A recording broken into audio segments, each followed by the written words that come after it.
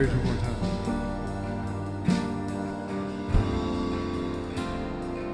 Jump, take over.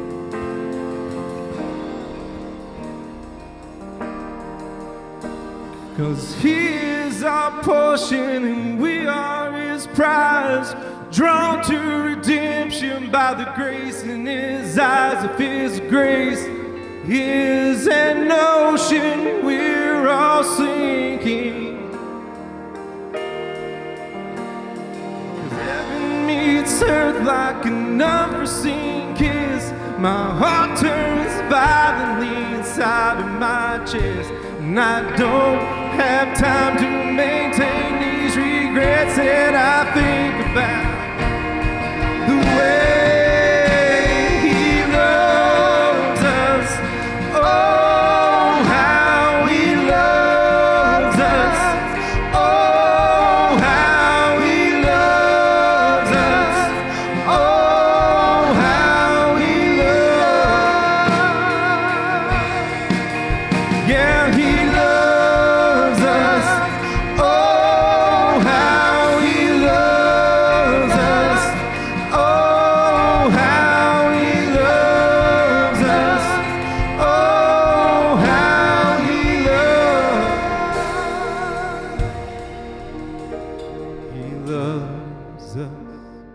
Oh, how He loves us. Oh, how He loves us. Oh, how He loves.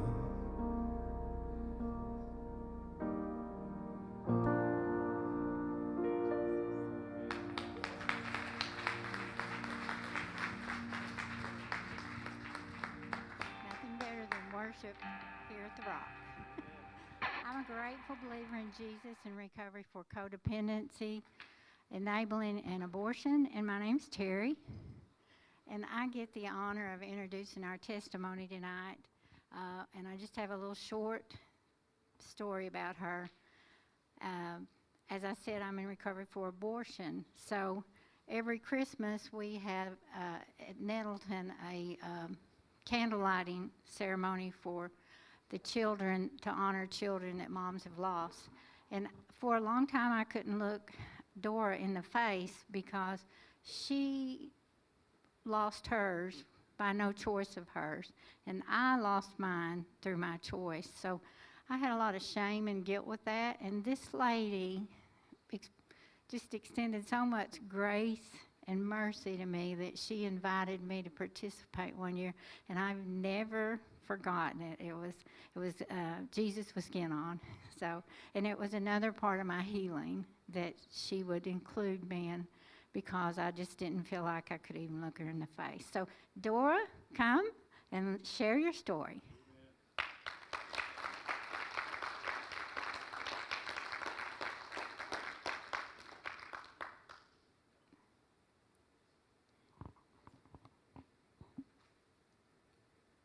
Thank you.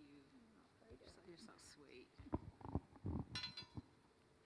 Before I start, I would like, if y'all will, any mother or daddy that has ever lost a child, whether it was an older child, a younger child, an older child, stillbirth, miscarriage, abortion, for any reason whatsoever, would y'all please stand?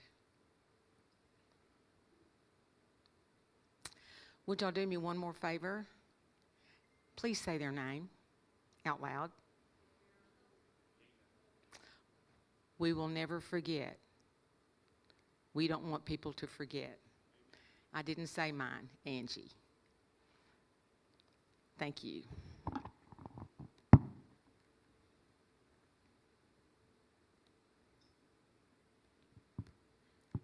I talked too long, I lost my place. I'm a grateful believer in Jesus Christ and have experienced deep loss in my life. Growing up in Nettleton was wonderful for me, along with my mom and my dad and my two older brothers, Maxie and George Stem. I was brought up in a good Christian home, and I accepted Christ when I was 8 and was baptized at Nettleton Baptist Church. We were raised in church along with most of our Nettleton school friends. To me, my life was wonderful. My dad was our spiritual leader, and he had a wonderful sense of humor. He taught us all to laugh. My parents cared so much for our friends, and our house was the go-to place for a lot of our friends. They were always welcome. When I was 18 years old, I married my first husband, who later became a high school basketball coach. Our daughter was born when I was 19. Her name was Angie, and of course, she was beautiful. We loved her so much. My life was perfect. When Angie was 2, we decided to have another baby, but the doctor said I couldn't have any more children. We doted on our daughter and tried to spoil our Angie, but I guess she just couldn't be spoiled. When Angie was 6, her daddy was coaching for Lake City, which is now called Riverside High School, in a basketball tournament at Westside. When the game was over, Angie and I followed along behind the player's bus as it drove down the bypass. In 1977, there were no overpasses crossing the bypass, only traffic lights. I was told that as Angie and I were going through the intersection where Red Wolf crosses the bypass, there were 2 cars approaching from what was out of town, but is now where all the car lots are. It was a 2-lane highway coming into town. The 2 cars were actually drag racing. The car that won stopped, but the guy driving the losing car was mad and floored the gas and ran through the intersection as we were going through. He hit us at a high rate of speed on Angie's side of the door, and we ended up on the grounds of the old NEA Baptist Hospital, injuring me but killing Angie. She was 6 years old and in the 1st grade.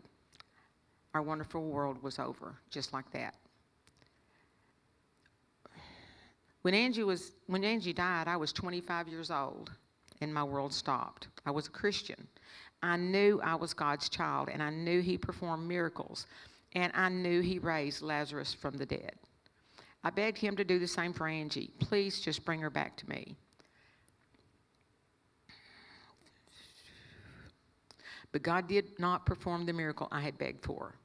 I knew He was my God and could have, but for some reason there was no miracle for me. I had a hard time going to church after that. Not because I no longer believed, but because Angie wasn't there with me. I felt that maybe I wasn't good enough for God. I was confused so much of the time. In 1981, I started seeing a Christian counselor. I told him I knew that I wasn't supposed to be angry at God, and I felt guilty for my feelings. He told me that God had big shoulders, that He loved me, and He knew my heart, and it was okay if I was angry with Him, that He was right there with me all the way. I had been told different by religious people that I should not, how I should feel or not feel, and that I should never be angry with God. But it's just like with our parents. Sometimes we are angry, but because of their love for me and my love for them, these feelings go away. It's the same with God. When I accepted Jesus as my Savior, I became His, and I still am. John 10:27-29. And I give them eternal life, and they will never, ever, by any means perish, and no one will ever snatch them out of my hand.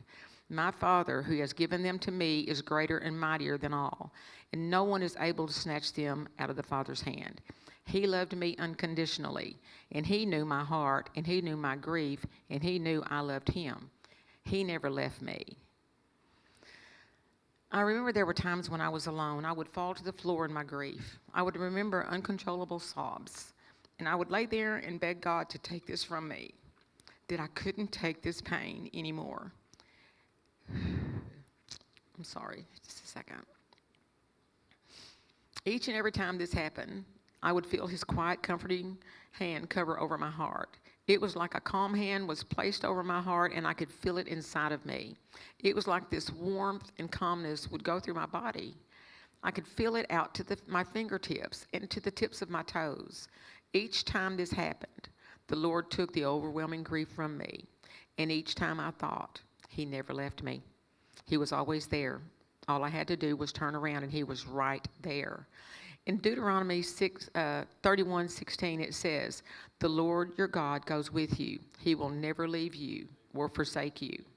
He was always there for me, but sometimes in my grief, I didn't always see it. My grief walk started December the 7th, 1977, and it continues today. and it will be with me until I'm in heaven with my Lord and Savior Jesus Christ and my Angie. Then my heart will no longer hurt and long to see her. I had a serious problem forgiving the boy who raced through that traffic light and killed my little girl, my Angie. How could I forgive him and say, it's okay, you did this? I couldn't utter those words. A few years after our accident, my dad came up behind me and put his arms around me and said, you know, you need to forgive this young man who did this to you. I said, I know, Daddy, but I can't say it. It was okay that he killed Angie. And that's what I feel I would be doing. He then told me that God loved the young man just as much as he loved me. And I told him that was fine, but it didn't mean I had to. Or forgive this guy. I just wasn't ready. I could not say those words. Well, about 13 years after our wreck, I was sitting at a revival at our church.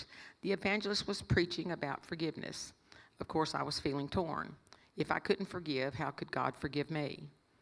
I wanted to forgive, and it was interfering with my relationship with the Lord. I had always been a forgiving person, but I just couldn't say those words. But this night, I felt the evangelist was speaking to me. He said, if someone has hurt you so terribly that there is no way you can utter those words of forgiveness, that you just can't do it, pray and ask the Lord to forgive him for you. Tell the Lord that you want to, but just can't say the words. The Lord knows your heart, and he will do it for you. That night as we prayed, I prayed this to the Lord, and it was like a huge weight had lifted off of me. I do forgive the young man, but the Lord said the words I needed to say. What I learned that night is the Lord was always taking care of me, and again, he knew my heart. I've always learned that forgiveness was for me, not for the other person, and it truly, truly helped me. I am, for the most part, a happy person, even though there have been tragedies and heartbreaks since I lost Angie. After losing Angie, we found out I could no longer have children.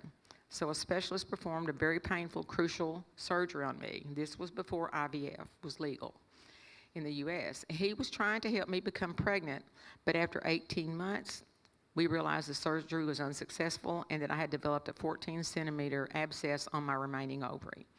They had to do an immediate hysterectomy. So at that point, there was no chance that I would ever be able to have children again. I was 28 years old, and this was my life. I developed serious problems from the surgery and was in the hospital for 17 days. Then after going home, I was no longer able to keep my food down. That's when I began to see the Christian psychiatrist. He encouraged us to adopt. We started trying to adopt and were scammed a few times. I had my heart broken and some very cruel people. One time I had arranged to take a leave of absence from work because we were going to adopt this newborn baby. The due date came and they said any day now. A few days went by, then a week, then a couple of more weeks, and then we were told that there was never a baby, that they did it to get whatever they could from us for 5 months, that we had waited, 5 months that we had waited to become parents, but the Lord still carried me through this. Then one day we got the call. There was a newborn baby, and we were chosen to be his mother and daddy. We were so excited. As we left the meeting at the hospital, we went to share the news with all of our family and friends who were gathered at my parents' house, waiting to hear the news. He was born Thursday before Mother's Day. When we got to my parents' house, they had a surprise for us. There was going to be another baby, another boy, was going to be born in 6 weeks. They asked what we wanted to do. We looked at each other and said, we want him too. He was born the Thursday before Father's Day. I went from my arms being completely empty to my arms being completely full. My baby boys were exactly 6 weeks apart. We were so blessed and still are. Yes, we've had headaches and some problems, but I don't know of anyone who doesn't. I've had a problem with enabling. As I've gotten older, I've learned I can't do it anymore. I went through a divorce, and as many of you know, some things just do not work out. Even in our divorce, we put our children first and remained friends till my ex's death in 2022. I have 2 older brothers. Maxie Stem is one of them. And I love him with all my heart. I love both of my brothers so much. I'm sure most of you or some of you have heard Maxie's testimony in the past. When you have a loved one with issues and choices they make, It doesn't hurt just them. It hurts everyone around them. Because we all loved Maxie so much and came to understand things about Vietnam and PTSD, we wanted to fix him because we all knew the real Maxie. It took a long time, lots of succeeding, before he finally became our Maxie again. I remember saying Maxie was a prodigal son and brother, and when he returned to us, it was like he had never left us. The other life was gone. We were all so happy and all forgiving. Working step studies was the best thing he could have ever done. And of course, now he leads step study classes. And my other brother came to him one day and said he needed help. When he shared his issues with Maxie, he encouraged him to go through the 12-step program. And it changed his life as well. God had grown my brothers into men, and I can depend on them both for support. Little did I know how much I was going to need that support. November 30th, 2020. My husband drove us to the NEA Baptist for a heart cath. He had been through this before and we knew the risk, but he had never had a problem. After bringing him back to the room for the procedure, them telling us he didn't need stents, they were just going to adjust his meds, he suffered a terrible stroke. That day was the last time he drove a vehicle. He no longer walks or stands alone. He has aphasia when he tries to talk. The right words are there, but he can't get them out very well. We were in the hospital rehab until December the 23rd. Then he was transported to a nursing home with rehab services. This was during COVID, so we weren't allowed to be together for Christmas. I had to go home alone. This was traumatic because we had never been apart. I stayed with him for 23 days, and suddenly we couldn't even see each other. It was very sad and lonely Christmas. He eventually came home in February. I'm not sure how I would have made it without our many friends in CR, the men in our church, our Sunday school class, and always the prayers. Men from our church built us a handicap deck and ramp so he could wheel George in and we could wheel George in and out of our house. Our forever family made us handicap shower and widen our doorway so we could get George in the bathroom.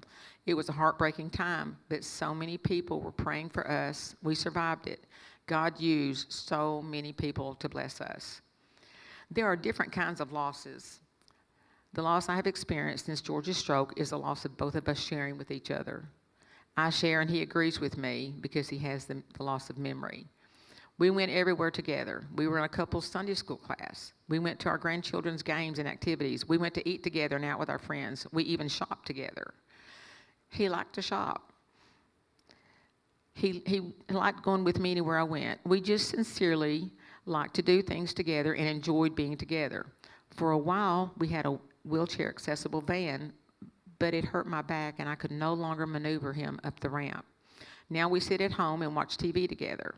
I sometimes run a few errands and we have someone who stays with him so I can go to church on Sundays and Wednesdays. He goes to Total Life for physical therapy and lunch 5 times a week, which gives me a little bit more time for myself. I went through a period of feeling like I no longer fit in our couples class at church.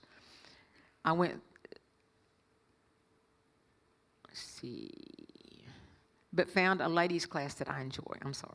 Found a ladies class that I enjoy. We were always on the go, but now that was gone. Thankfully, he's content and kind to me. I plan on George living at home with me as long as I can continue to care for him. This isn't what we had planned for our retirement years, but the Lord is seeing us through this. November the 30th will be 4 years since his stroke. As if the stroke wasn't enough, in the spring of last year, George was diagnosed with stomach cancer.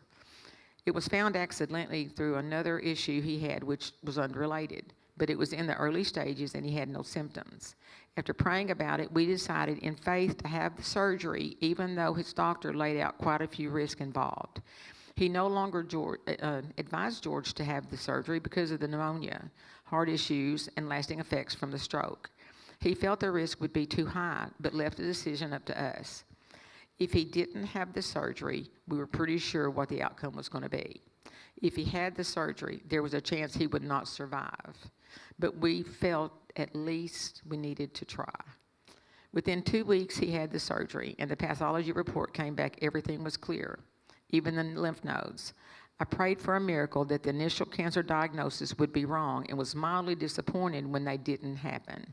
But the thing I wasn't seeing all that time was the little miracles happening because I was looking for that big miracle. The doctor released him in 3 weeks after surgery. He said he'd never expected George to do so well in recovery. The doctor said that George should be his poster child for how well the surgery can go. Right now, he is still cancer-free, and we aren't going to worry about the future because God has this. Thank you. We will face the future if and when we need to. It's always good when your surgeon prays with you before surgery. Dr. Wiggins does that. We are still seeing miracles today. They were concerned about weight loss, nausea, diarrhea, weakness, thereby needing to go to rehab after leaving the hospital. But there was none of this. As his caregiver, I am so blessed. I just want to throw in a little note that my husband has a very sweet personality. We never argue. I think he does what I say, but we still never argue. But he's just always been kind to me, very, very kind to me. Life continues to happen. My youngest son, who is 42, has some mental issues and is homeless in Memphis. We are in the process of getting him on disability. No matter the age, we love them and pray for them and help them as much as we can. And yes, I have been an enabler, but I have taken major steps in that process. He no longer lives with me and understands why. At times he has a place to live, and at times he lives in his vehicle. I am his mom, and I love him, and he loves me. The Lord has been on this walk with me, and as an enabler, I have to remind myself that it is a process and often have to take a step back. The Lord holds me up. Then we have grandchildren who we love so much, and we see them make bad choices. I'm seeing this right now. My heart has been broken, but the Lord has carried me as my heart begins to heal. Forgiveness is so important. I have to forgive to be forgiven, and I have done that. He is healing my heart. Forgiveness can be hard, very hard, but the Lord showed what I needed to do. Because of losing Angie so many years ago, I founded a support group called Mothers of Angels. We are here to help and encourage other mothers who have lost a child at any age, for any reason. We provide grave monuments for cemeteries when parents lose a child and cannot afford them. We don't do a credit check. We don't do anything like that. If you need one, we have one that we can provide. We have a memorial garden at Craighead Forest Park. It is a place where parents and loved ones can come and sit peacefully. This garden is very special because parents are allowed to purchase brick pavers, which include the child's name and birth and death dates. We also have some larger black granite blocks that parents can custom order. We do not want anyone to forget our angels. They have names. Family and friends find healing in remembering and honor our loved ones in heaven. Each year, the third Saturday of September, which is this coming Saturday, September the 21st, we have a Mothers of Angels Walk to Remember. We had our first walk in 2010, and we continue to have it every year. CR has been a part of this every year with us. They have all volunteered with setup, blowing up balloons, directing parking, and really anything we have needed. We do furnish coffee and donuts to all our volunteers.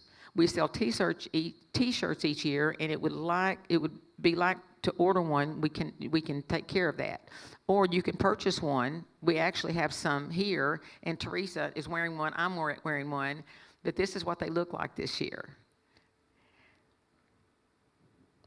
We have these t-shirts for sale for $20, and while supplies last. We use the funds from this kind of thing and the sponsors to provide the grave markers for people that need them, to help parents whenever they need to bury a baby, and they need the grave marker. But also we have little burial gowns and things like that we have donated to help parents when they have a baby that's so tiny that they don't fit in regular clothes. We have different things like that we try to help. We have stopped our support group meetings, but several of the ladies are saying that they would like to start them up again. And so I think me along with another lady are going to try to start them up again. We might even come to you guys for a location. We're not sure exactly where we're going to do it at this time.